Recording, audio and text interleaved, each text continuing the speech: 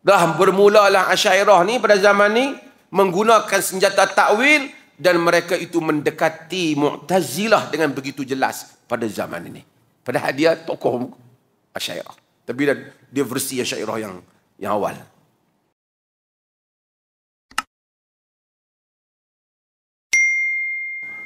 Dan muncul juga orang yang menjadi mufti. Ketika itu dia panggil Qadil Qudah bagi kerajaan Abbasiyah, yaitu Ahmad bin Abi Duad.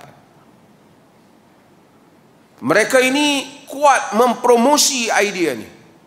Seseorang bila di Islam tak cukup, kena tanya dia kata Quran makhluk ataupun tidak. Asy'ariyah dengan Mu'tazilah dalam hal ini sama, Quran makhluk. Cumanya Asy'ariyah memperincikan yang makhluk itu yang ada tulisan dan huruf yang turun pada Nabi, kalam dibezakan dengan kalam ini dan kalam hakiki ataupun kalam nafsi dengan kalam yang ada yang dibaca dan didengar oleh kita.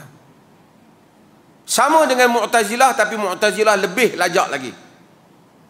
Sedangkan Ahli Sunnah generasi awal tak bicara masa itu. Masa itu Asy'ariyah belum muncul, hanya ada Mu'tazilah. 15 tahun Imam Ahmad disebat, diburu, dipenjara, terpaksa menyembunyikan diri, terpaksa berada jauh daripada orang demi satu isu, tidak mau menyatakan seperti yang Ahlul Kalam kata, Quran adalah makhluk. Ini pengalaman sejarah. Kemudian kita tahu dalam sejarah muncul lagi hal yang seperti itu. Ibnu Tumat yang muncul di Maghrib. Ibnu Tumat ni datang kemudian. Dia ni lahir pada tahun 470 lebih, 74 begitu.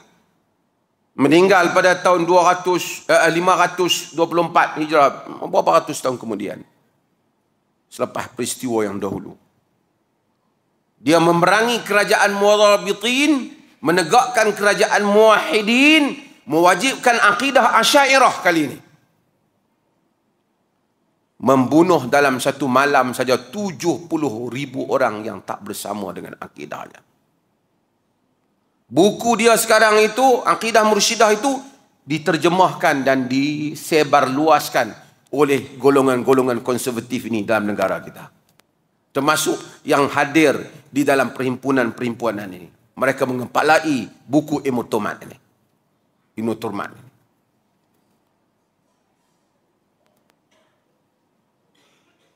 Tuan-tuan, racun yang seperti ini jika dimasukkan, ia akan menjadi barah yang akan menyebabkan rakyat bergaduhan antara satu sama lain. Kafir mengkafir. Hanya kerana tujuan mereka nak secure tempat itu supaya kumpulan mereka saja selamat. Itu saja. Tanpa memikirkan masa depan negara. Duka cita menteri agama yang pernah ada latar undang-undang, tetapi gagal untuk memahami kemaslahatan negara.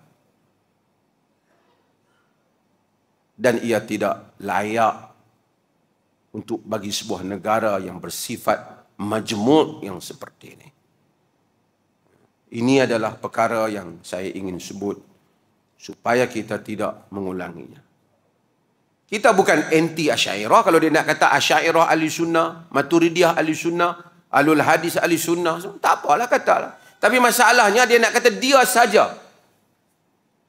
Sedangkan Asy'ariyah itu sendiri mazhab yang berkembang. Muhammad Saleh Al-Ghursi, ini satu orang tokoh Asy'ariyah zaman moden ini. Dia tokoh besar. Dia kata mu'zam mutaakhiri al-Asy'ariyah, kebanyakan orang mutaakhir Asy'ariyah ni ulu fi ta'wil, Mereka itu melampau di dalam pentakwilan. Wasaru fihi ala tariqatil Mu'tazilah. Mereka itu telah dalam bab takwil telah jadi macam Mu'tazilah. Ini tokoh Asy'ariyah yang duduk di Turki. Itu Asy'ariyah.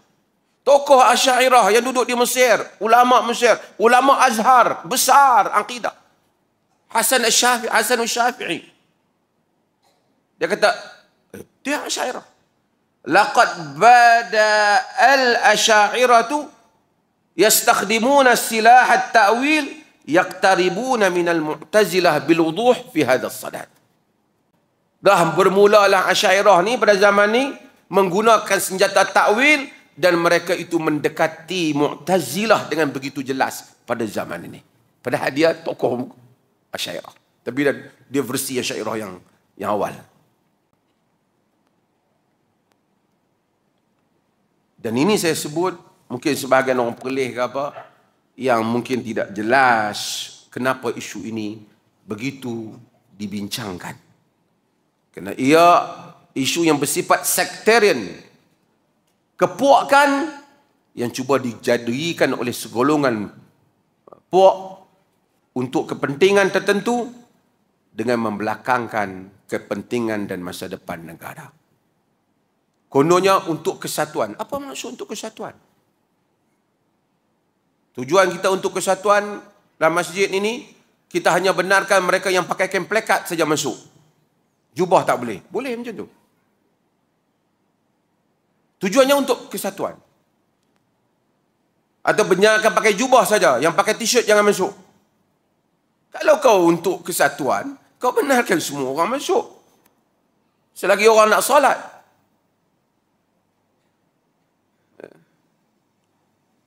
Yang pelik dan menariknya, ketika JISB begitu dahsyat minum air kaki, mengaku Mahdi semua, tak muncul semua ni. 5 tahun ambil masa, itu pun setelah kita bising. Tiba-tiba isu ini begitu aktif.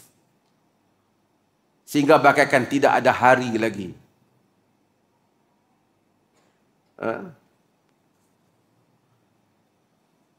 La haula wala quwata illa billah. Panjang kan nanti. Buka kitab tuan-tuan.